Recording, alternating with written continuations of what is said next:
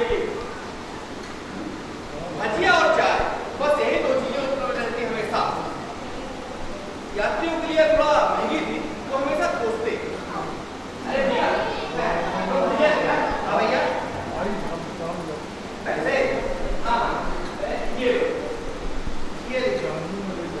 क्या भैया इतने पैसे से कितनी बढ़िया, एक तो बैठने के ढंग की जगह नहीं, ऊपर से आप घूमते हो भैया, इतने में इतना ही मिलेगा। दो वाले बात इन्हीं की मतलब चलती नहीं है दुकानें। पेशियों में आए लोग घर से ही चना चबैना बांध कर लाते थे, बस पानी मांगते थे पीने के लिए। भैया थोड़ा पानी देना भैया। इतना ही कुछ नहीं था यहाँ, पीछे जहाँ खाने खत्म होती उसके बाद फिर एक मैदान पड़ता, फिर गांधी हाउस, वेयर हाउस, कुछ सरकारी क्वार्टर्स, उसके बाद फिर डीप जंगल। वो जंगल शुरू से ही खौफनाक शक्ल अख्तियार करने लगा। जंगल और पहाड़, इन दोनों को सपाट करने के लिए वहां दानवाकार मशीनें खड़ी थी। वो बड़ी भयानक दिखती और उनकी आवाजें कानों की पर्दे फाड़ देती थी। इसी बीच जंगल के बीचों बीच कंक्रीट एक सुपर मस्ती उगाई। प्रोजेक्ट था जो कई वर्षों से रूप पा रहा, पर बहुत धीमा सा, आपका कल पता नहीं कब मिलने वाला। हाँ, एक बोर्ड जिस पर निर्माणाधीन लिखा हुआ, शायद वर्षों पहले उखड़ गया और इसमें एक पूरी पीढ़ी जन्म हो चुकी थी और दूसरी अपने के लिए तैयार थी। हाँ, इस बीच सिर्फ इतना हुआ कि शहर के बिल्कुल पास में बहुत सी जमीनें खरीदी और उन पर कॉलोनियां, मकान और दुकानें बनाई गई। इससे आप कहना चाहते हैं तो क्या सकते। जंगल का निरंतर टूटना दशकता था। जंगल चाहे झाड़ के शक्ल में क्यों न अच्छा लगता, उसका होना परिवार में किसी प्रिविलेज के होने जैसा मातृता भरता है। पहाड़ सूरज के उगने और ढलने के समय ढलवाना का प्रतीक होता है।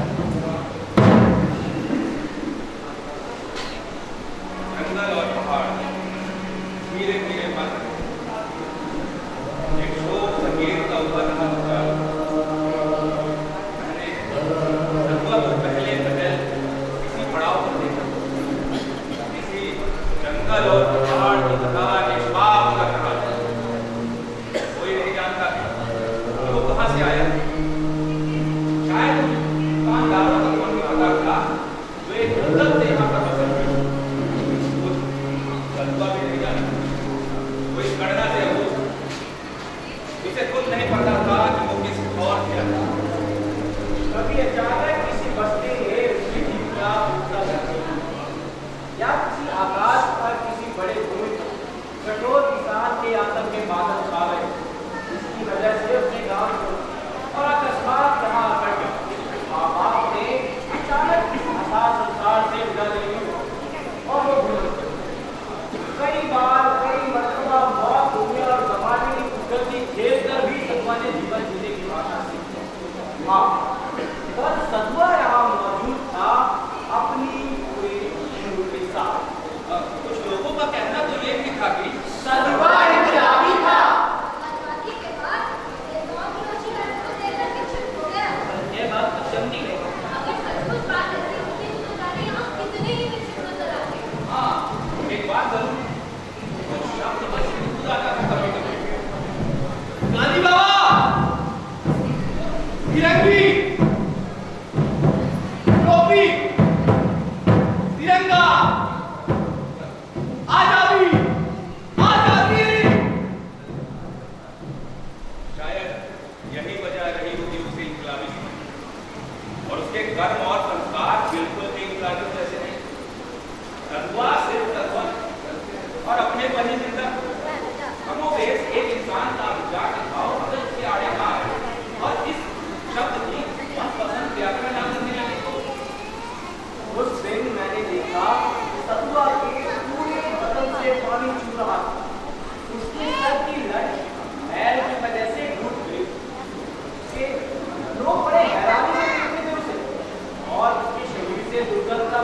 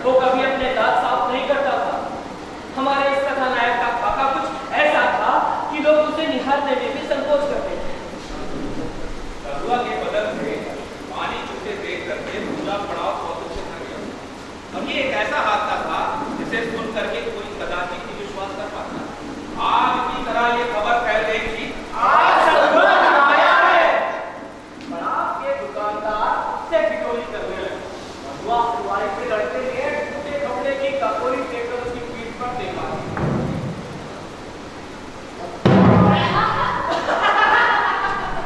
पर सदुआ कुछ बोला नहीं और धूल की परत उसकी पीठ पे साफ दिख रही थी। वो चुपचाप पीपल के पेड़ के नीचे बैठे रमना मोची के पास जाकर बैठ गया। धूल में नहाना सब बराबर। एक नजर उसने पड़ाव की खाली पड़ी सड़क की तरफ देखा और फिर पीपल के पेड़ से पीठ लगाकर घूमने लगा। सदुआ उन मस्तवाला लोगों में सरकार जो पेट भरा हुआ था, हाथ पकड़ जाते, पेट भरने के को शहंशाह हो जाते।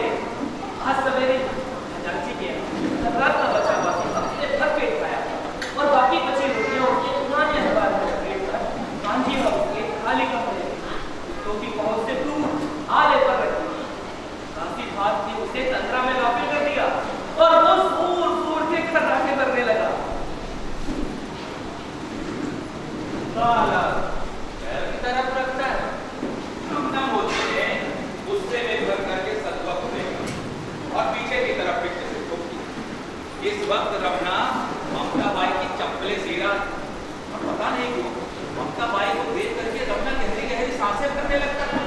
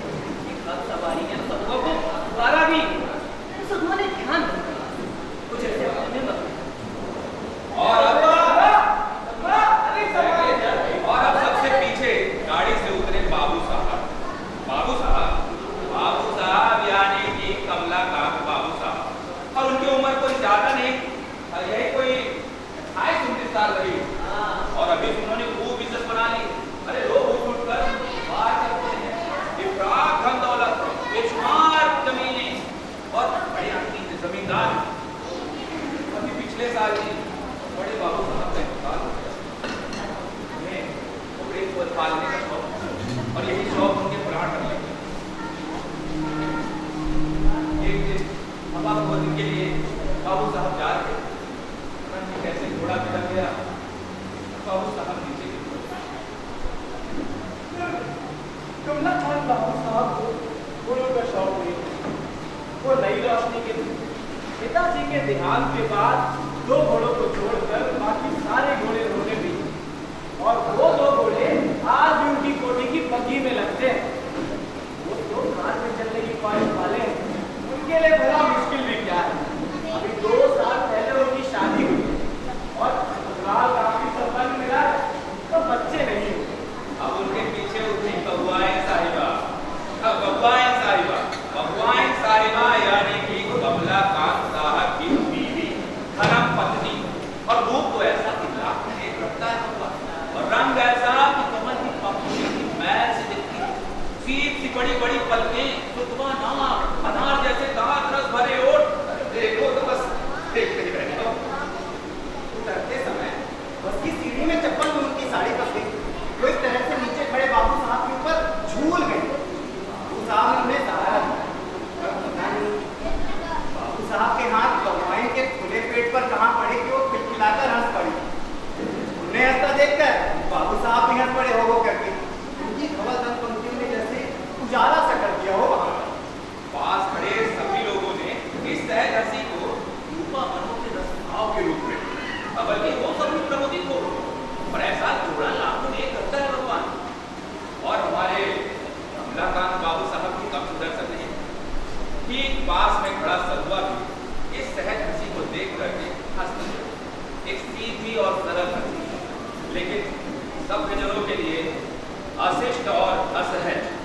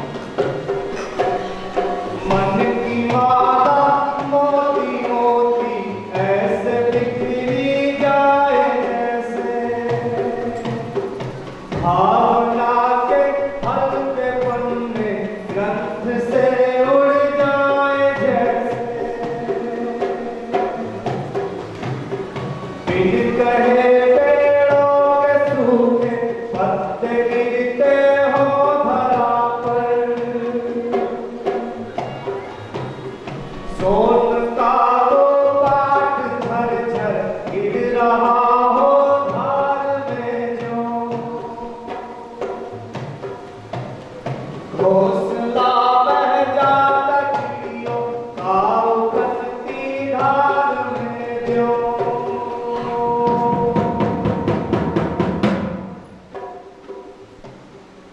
जैसे सब धुआं हो, जैसे सब धुआं हो, जैसे सब धुआं हो, सुनो रे साधो।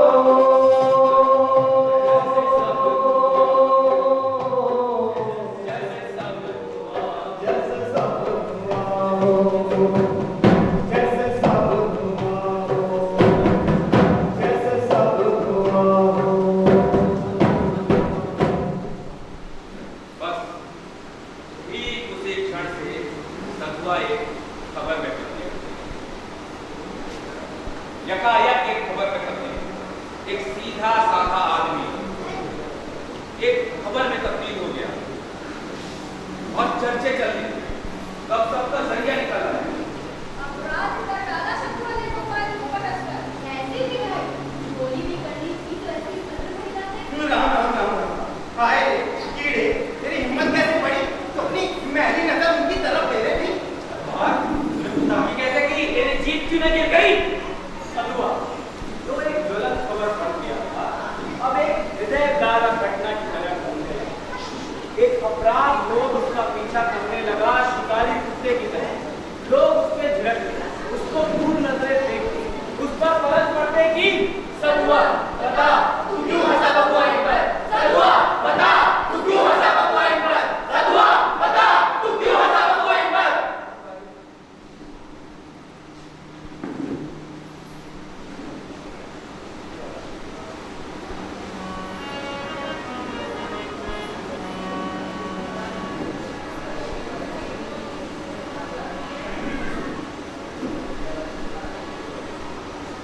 बच्चे की तरह तनिया ये नदी के सतुआ के छलनी हो गया सतुआ इस बच्चे की मार में। एक अपराध दूर उसका पीछा करने लगा, शिकारी कुत्ते की तरह।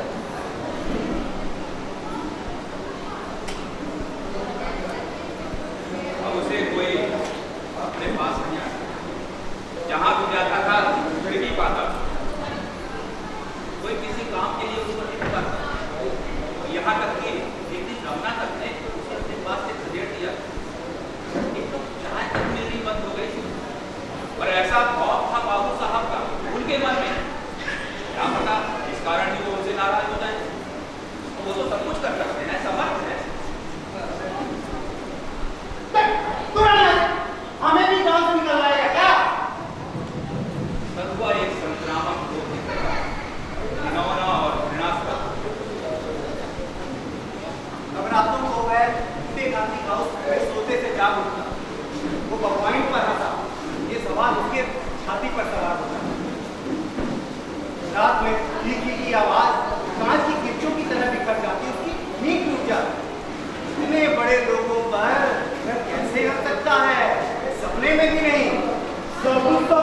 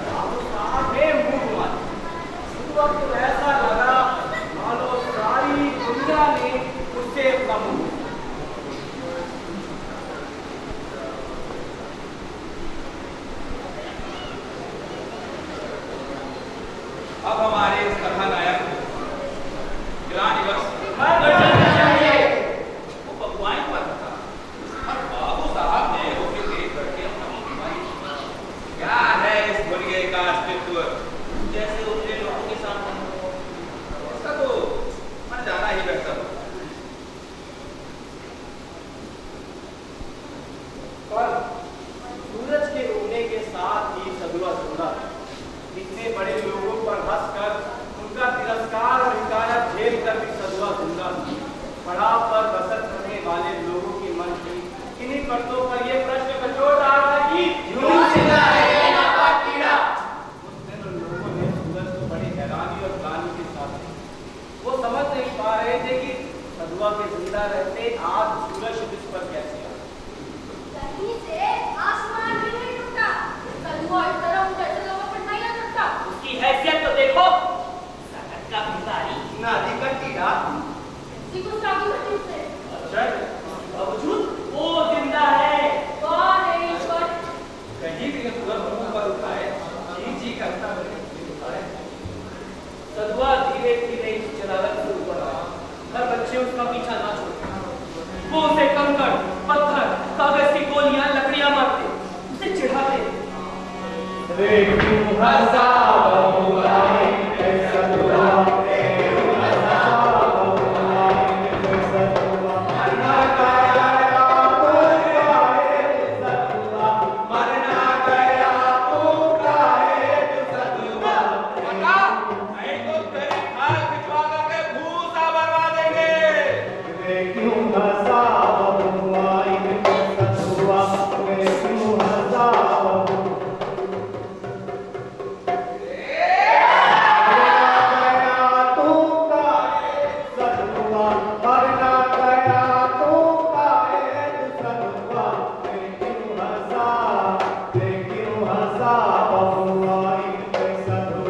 सदुआ भागता, पर बच्चे उसका पीछा ना छोड़ते। वो अक्सर कांची हाउस में छुपा रहता और डर की वजह से बाहर ना निकलता। पर जब पेट की भूख उसे कचोटती तो उसे बाहर आना ही पड़ता। बाहर वो फिर नए सिरे से छीला जाता, भागता छिलाता, बचने की कोई सूरत उसके पास नहीं। खाने में रास्ते बंद हो गया। लोग उसे देखते ही मुंह फेर लेते। वो डटे रहने की कोशिश करता, पर दूसरे ही पल फुर हो जाता। एक दिन अरुंधति की लड़की ने जलती हुई लकड़ी उसके पीठ पर दे मारी।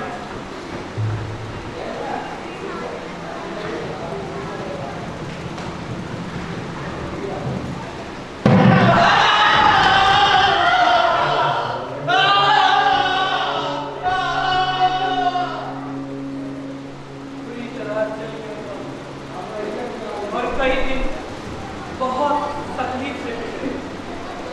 फिर भी मरा नहीं, वो जिंदा रहा। लड़कियों की भीड़ उसका पीछा नहीं छोड़ी। और एक दिन अपने पीछे लड़कों की भीड़ को दौड़ते हुए उसने देखा और वो पलट कर खड़ा हो गया। भीड़ का वो काफी कुछ दिवस था। लौंडों की भीड़ वही पुराना नारा दोहरा रही। सदुआ बता, तू क्यों हंसा रे वो पॉइंट पर? सदुआ बता, तू क्यों हंसा रे वो पॉइंट पर? सदुआ बता तू क्यों हंसा बबुआइन पर? सदुआ बता तू क्यों हंसा बबुआइन पर?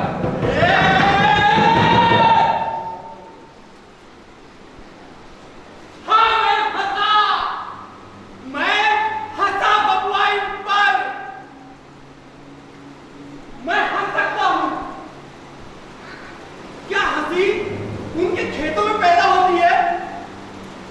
अरे कल तो वो हवा में पाबंदी लगा दे, तो क्या हम सांस भी न लें? तो तुम लोग जान लो, जितनी जमीन यहाँ बाबू साहब के पास है, सुबह से शाम तक पैमाइश होगी सीधे सीधे, कभी छोड़ नहीं पाओ। और यहाँ ऐसे बहुत से लोग हैं जिनके पास इतना भर जमीन नहीं है। लेकिन वो सारी जमीनें बाबू साहब की नहीं है। वे उन जरूरतमंद लोगों की हैं जिनकी जमीनें रहन रखी गई थी और कर्जे केवल में डूब गई। अरे बहुत सारी जमीनें ऐसे हैं जो फर्जी कागजात बना करके हड़प ली गई। हमारे घरों में जब भात पकता है, उनके यहाँ मोहन भोग और मालपुए पकते हैं। अरे वो तो हम जैसों पर रोज ही हंसते हैं। क्या हम एक दिन उनके ऊपर नहीं हंस सकते? मैं हंसूंगा, मैं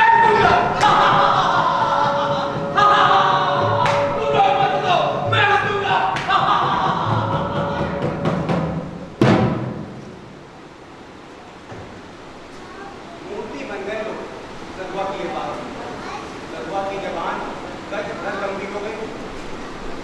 कोठी वाले सुनेंगे तो बाल उठवाकर भूसा भरवा देंगे। देखा जाए तो अच्छी गलत है। गांव में जितने मर्द हैं ना सबकी जमाने पर है। बाबू साहब जाने जिसको उसकी जमीन से बेदखल कर दें। जुबान हिलाने की हिम्मत नहीं है। और ये सतुआ डाल देते हैं तेरी हिम्मत की। क्या तेरा कलेजे इतना सच्ची बात बोल गया। वरना यहाँ तो सभी लोग बाबू साहब की हाथ में हाथ मिलाते हैं। इस त्योहार में उनको जुहार करने के लिए जाते हैं। और दर्शन देकर आगंतुकों के कंधों पर हाथ रखते ही कमलाकांत बाबू ने हंसकर शरबत पेश करते ही निहाल हो जाते हैं। कमलाकांत बाबू साहब ने तो घमंड नाम हासिल कर रही है। छोटे और बड़े सभी के प्रति एक सा व्यवहार करता हूँ। कोठी को खबर लग गई। संध्या के बाद कमलाकांत बाबू साहब का कमल सा कोमल शरीर क्रोध में कांपने लगा। वो उसे झुकियाना चाहते थे। इस तरह तो किसी की निगाह उठाने की हिम्मत नहीं पड़ती। और उस साले की हिम्मत तो देखो। तो आदमी कोठी वालों पर कीचड़ उछाल रहा है। कमलाकांत बाबू साहब चले शोक थके अपमानित और बाबू जी वहां रहे। सब भीतर ही भीतर चुभर रहा। वर्षों से गरीब संस्कारों ने उन्हें काम नहीं किया।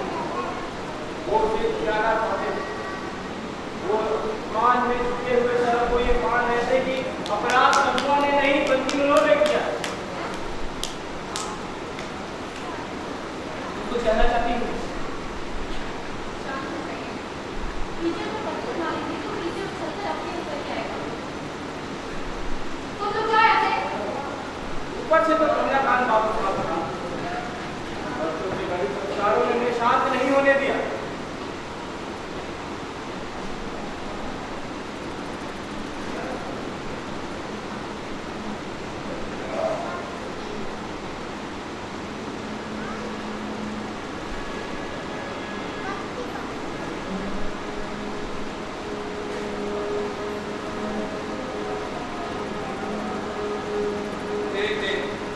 बाबू साहब बक्से से शहर की तरफ जा रहे तभी उनको सरपत और उन्होंने आओ देखा ना था और अपने पैर से छुट्टी उतार करके जा खड़े हुए सतुआ के सामने।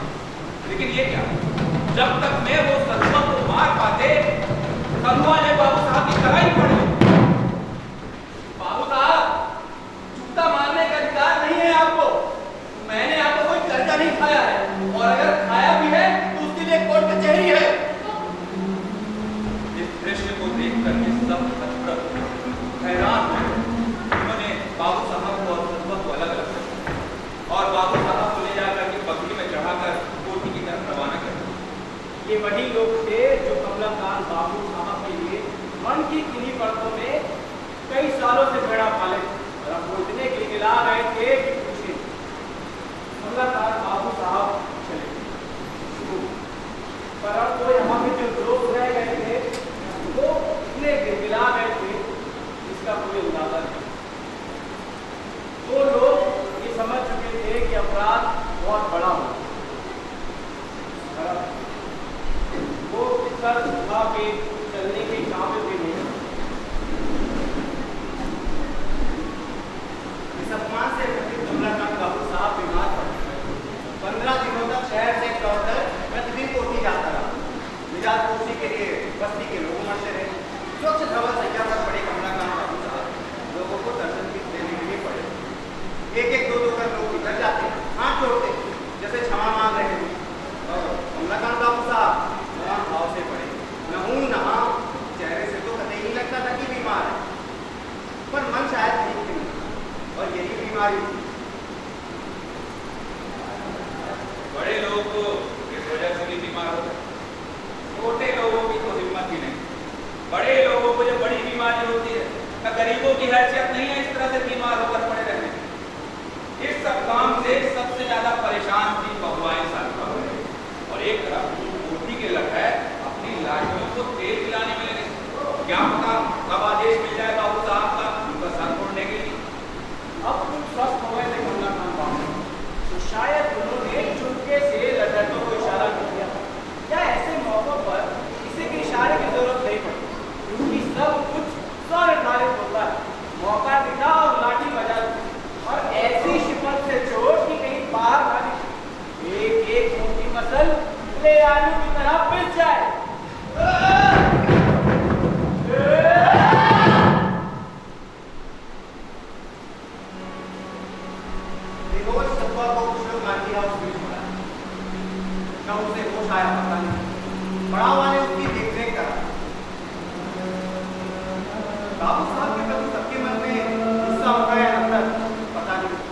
किसी ने जाहिर भी नहीं किया, बात हो जाने का तो डर था।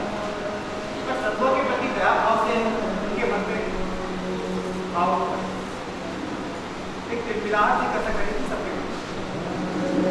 भगवान समझदार वो नीच जाता और एक दिन उन्होंने बाबू साहब को आड़े हाथ लिया और बोली, ये गड़बड़ता का युग नहीं है। हम एक दूसरे से बात कर रहे हैं। यहाँ सभी को अपने विचार व्यक्त करने का पूरा अधिकार है। आज में कोई बड़ा है न छोटा, सब स्वतंत्र है। आज हम किसी दूसरे के आगे बोल भी नहीं सकते। मालिक और नौकर की रिश्ते। समाज और तंत्र हमें किसी दूसरे को दबाने की इजाजत नहीं देता। ये सारे विचार उन्होंने किसी बड़ी पुस्तक से चाटे थे। अब उन्होंने शहर से एक डॉक्टर को बुलवाया और उसे लेकर के वो कान्ही हाउस, जहां पर उन्होंने सदुआ का परीक्षण कराया। डॉक्टर ने उसे दवाइयां दे दी। दोनों वक्त का खाना, फल, दूध और दवाइयां कोठी से आने लगे। एक आठ और बिछौना कोठी से आ गया और इस पूरे काम का जवाबदारी भगवान ने संभाली। लेकिन कुछ ही दिनों में सदुआ सफल गया, पर अब वो कोठी वालों का एहसानों के नीचे दब था। भगवान के संगवा की चर्चा चारों ओर, बस उन्हीं की प्रशंसा। इसे कहते हैं बड़प्पन। मैं तो छूटक नहीं सकता इनको। पर न इस 30 संगवा को तो बदन बिछुने लायक नहीं। कैसी सेवा की इन्होंने की गई। बोल बोल नहीं क्यों मालती है। अपने हाथों से दवा लगाई, खाना खिलाया। इस नीच कुत्ते के तो 7 जन्म धन्य हो गए। तेरा जीवन तो भगवान के हाथ लगाते ही सफल हो गया। बड़े घर की यही तो बड़ाई है। और उसकी तरफ ये अकेला आसमान का मुंह खाकर मुस्कुराती। सदुआ के दिन चल गए। अब वो कोठी वालों का हो गया। भगवान ने सदुआ के सिर के बाल कटवा दिए और चेहरे का जंगल साफ करा दिया। अब तो वो पहचानने में नहीं आता था कि ये वही सदुआ है। रक्त झक कुर्ता पहने वो घूमता, ये कपड़े भी उसे कोठी की तरफ से मिले थे। अब उसे किसी के झूठे बर्तन बांधने की जरूरत नहीं और न ही किसी के झूठे में करने। भगवान उसे आग्रह करके कोठी ले गए। कहते हैं कि पहले बाबू साहब बहुत, फिर भगवान के समझाने बुझाने से वो मान, और अब वो बड़ा था निरुद्देश का होता। कोई काम नहीं था उसके पास करने की। अब मुझे जरूरत भी क्या उसको काम करने की। अब वो पढ़ाओ कि किसी भी दुकान पर बैठ जाता, बिना मांगे उसे चाय मिल जाती, और कोठी से जुड़ने के बाद हम उसको इज्जत भी मिलने लगी। लेकिन रहता वो पहले की तरह ही चुपचाप, तो उसमें अब कोई मस्ती नहीं रही।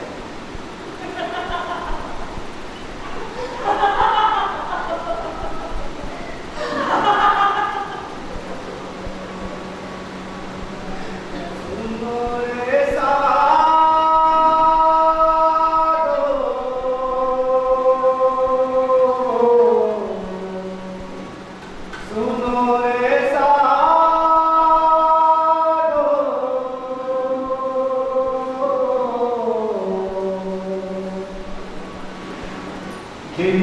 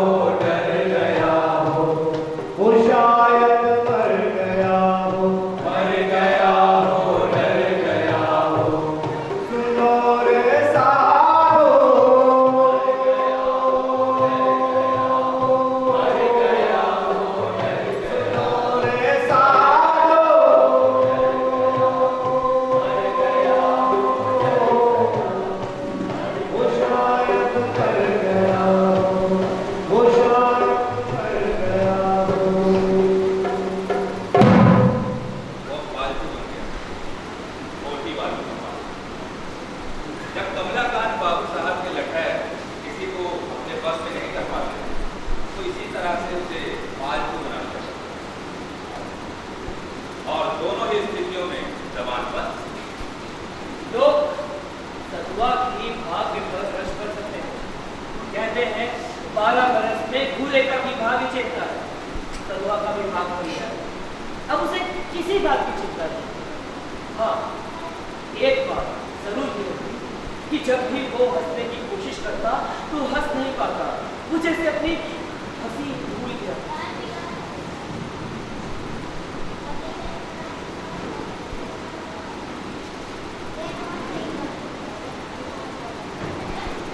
एक दिन सदुआ पड़ाव की दुकान पर बैठा जाए, कभी राधे श्याम मास्टर जी वहां पर आते, उसकी पीठ पर बॉल जमाकर बोला, अरे सरला, बकरी हंस सकता है क्या भगवान पर? पहले तो सदुआ एक ठिठोली समझा नहीं, वो मास्टर जी का चेहरा देखने लगा, फिर बोला, मस्करी करते हो मास्टर? हंस सकता, तुम क्या समझते हो? नहीं हंस सकता? हाँ, मैं अब भी हंस सकता हूँ मोबाइल पर। तो हंस।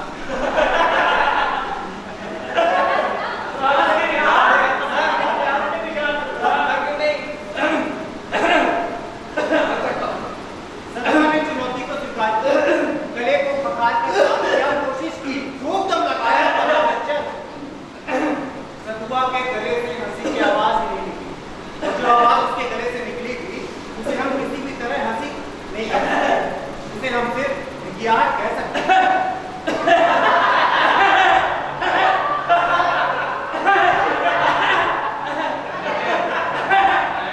रहने दे, सतुआ रहने दे। जानते हैं कि अब तू भगवान पर नहीं हंस सकता है।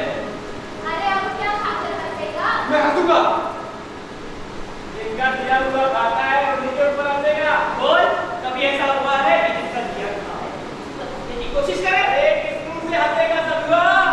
अरे अब तो मेरे हाथ पाते नहीं ये लग रहा है। मैं हंसूंगा।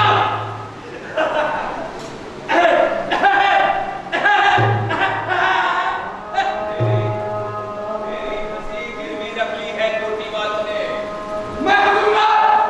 मैं हंस सकता हूँ। मैं हंसूंगा।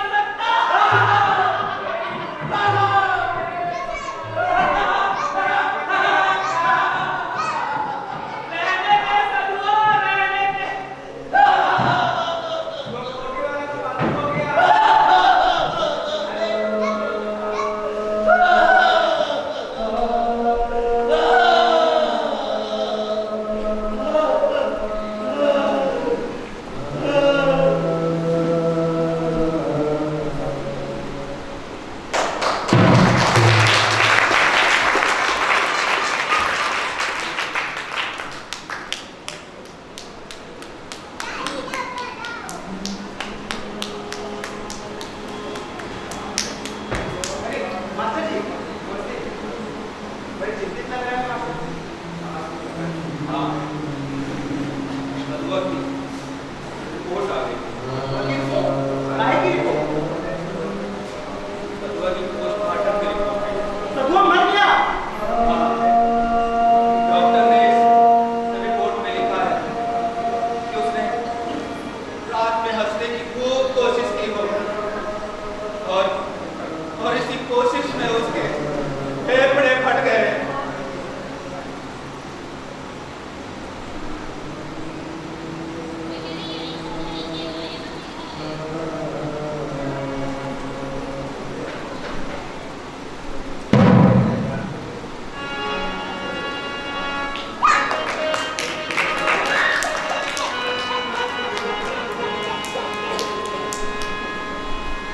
सबसे बड़े नीलय के बोला,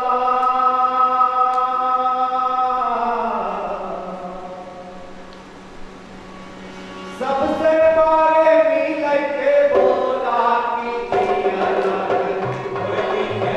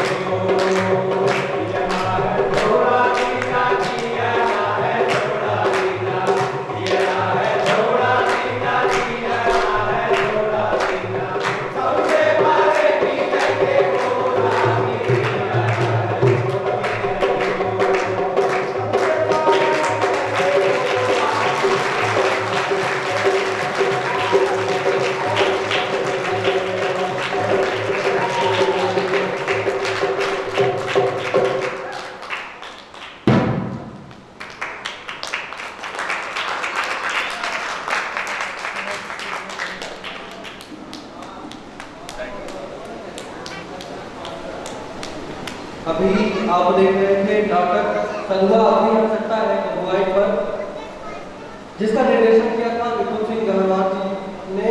तो स्वागत है उनका मंच पर पधारे।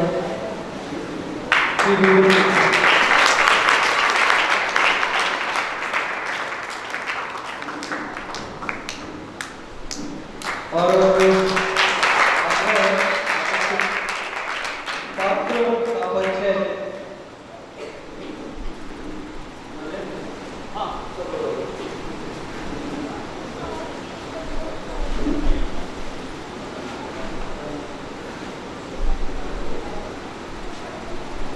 हरी, आप लोग भी हैं यहाँ पर?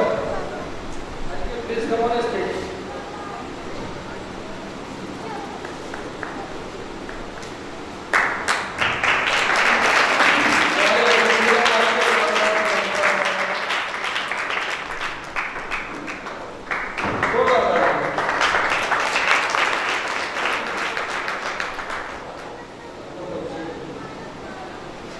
नमस्कार, मेरा नाम संजय शेखी है।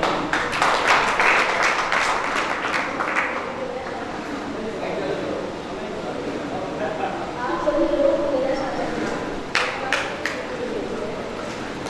मेरा नाम विनोद कुमार मिश्रा है और मैं सूत्रधार का किरदार कर रहा हूँ।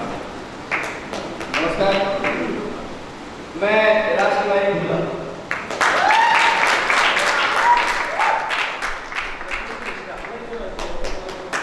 रसूल मिश्रा।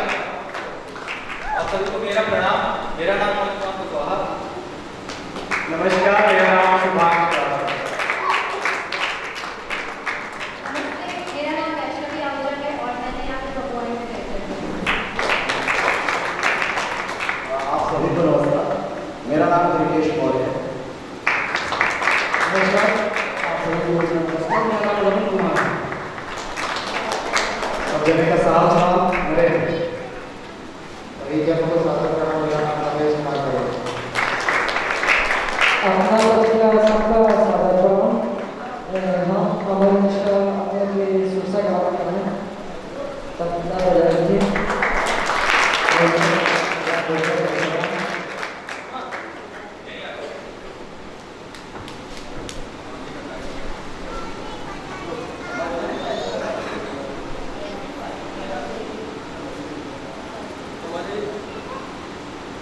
अतिथियों से अनुरोध है कृपया मंच पर आए।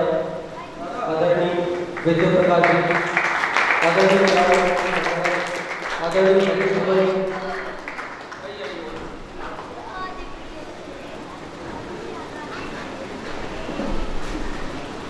ये हमारे लिए बहुत गर्व की बात है कि हमारे दो अग्रज रंगकर्मी रीवा से यहाँ नाटक देखने के लिए आए।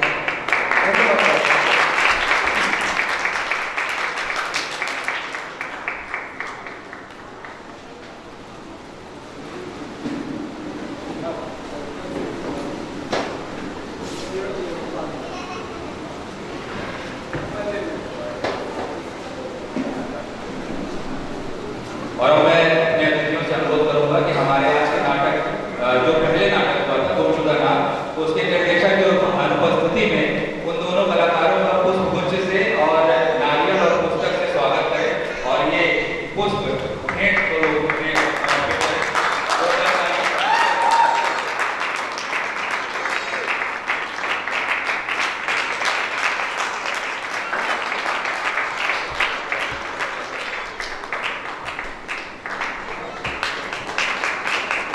और जो दूसरे नाटक की प्रस्तुति थी सरुआ तू अपनी हंसता है भगवान पर, उसके निर्देशक आदरणीय विपुल सिंह का स्वागत करने के लिए मैं अपने अतिथियों से अनुरोध करूंगा कि वो उन्हें ये पुष्प पेड़ वृक्ष जो है भेंट करें और पुष्पगुच्छ श्रीफल और पुस्तक से करके उसका सम्मान करें।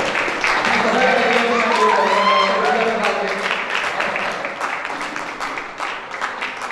पकड़ लीजिए, कोई पकड़ लीजिए उसे। हाँ, पुष्पगुच्छ से सम्मान। डॉक्टर साहब पुस्तक भेंट कराइए और जोरदार तालियां जिससे भी करते हैं। ये हमारे खड़ा होकर के बोल रहा हूँ, मैं इससे कार्यक्रम का आयोजन करता हूँ। मुझे बहुत दुख है कि आपके यहाँ मैं कार्यक्रम करवा रहा हूँ, दर्शकों की अनुरोध कर रहा हूँ कि कृपया या तो दर्शकों को यहाँ बढ़ाएं, नहीं तो ये हमारा आखिरी आयोजन हो गया। मैं खुले मन से यहाँ से बोल रहा हूँ, आप सभी जितने भी हमारे वरिष्ठ लोग हैं मैं आपसे विरोध कर रहा हूँ और मैं चाहता हूँ कि आप इस नाटक के बारे में कुछ सोचें।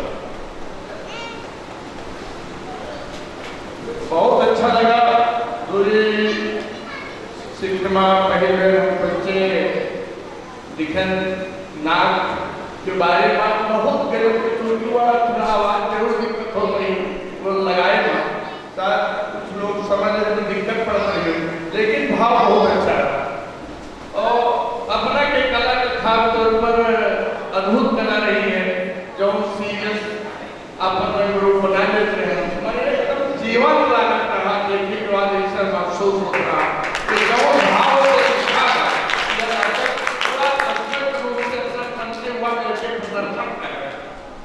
थोड़ा यह देखने मन में जरूर इच्छा रही बोलने, लेकिन ये संदर्भ अपने बघेली बोली भाषा में कहा जाए तो और अच्छा लगा और शायद बघेली के नाटक रहा एकदम में जानकारी है और क्योंकि हम बघेली बोली में काम करी ऐसे अपन बघेली की ज्यादा ऐसा लग रहा है कि तो बघेली के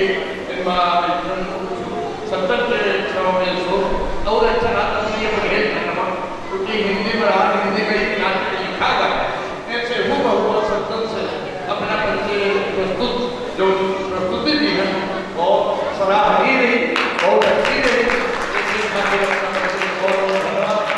आगे बहुत शुभकामना। हाँ, कल खातिर जरूर सबसे चाहा आज अपना पंचम के सबका हम देखे हैं, काल अपना पंचम का हमारा सुनेगा काल हमारे कार्यक्रम में पंचम मिलन हमारी टीम रही और बढ़िया हाथ से ठहका हर विधा के कईयों में रही देखा अपना बच्चे टीवी दूरदर्शन रेडियो का सवाल के माध्यम से देखी सुनी थे सब हमारा सात लोग हैं, सात में 8 लोग तो कल अपना यह स्टेज पर यह पंचमा भरपूर ठहाका लगाओ, भरपूर आनंद रहे एक खातिर हमारे अग्नि सूचना पर मंदिर का दे लागे हालांकि जानकारी दी जाती हुई कार्य वाली भावना परिकार के साथ बहुत दिन का है ऐसे ये जानकारी है और एक खातिर विपुल जी का और अनिल पांडे जी का विनोद मिश्रा जी का बहुत बहुत धन्यवाद। सोशल संगठन टीम बढ़िया कलाकारों का ढूंढ के चयन किया है, एक से बढ़ के एक कलाकार सबके खातिर फिर से बहुत बहुत धन्यवाद।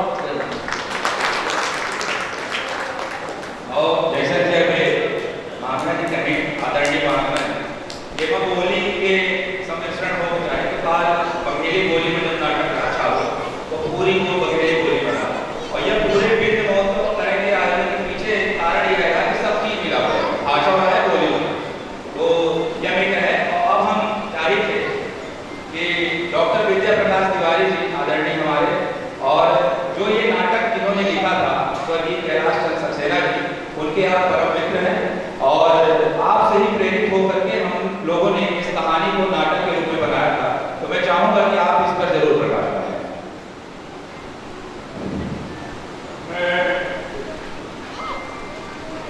मैं कहूँगा कि कहानी के साथ पूरा न्याय हुआ, संगीत पक्ष देखेंगे पूरा बहुत बढ़िया बहुत सराहनीय और एक कहानी ऐसी कहानी थी उसको मंच पर ले आना और उसको जीवंत रखना ये अपना आपने बहुत पसंदा है और मैं सभी कलाकारों की कामना करता हूँ और अच्छी एक्टिंग करके और जब बाहर जाएं और इसको थोड़ा सा प्रसादित करके कहीं तेज में करना।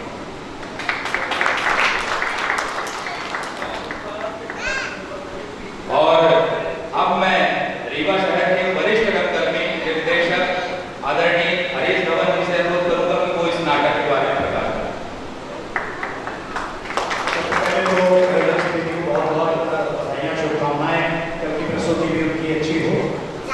मैं समझता हूँ कि नाटक करना अपने आप में एक सबसे ज़्यादा कठिन काम है, इसलिए कठिन काम में टीम को जोड़ना, एक एक संवाद के साथ दूसरे को कनेक्ट करना और फिर उन संवादों को रिस्पॉन्स करना, ये अपने आप में एक बहुत ही जीवट और बिगड़ भरा काम होता है।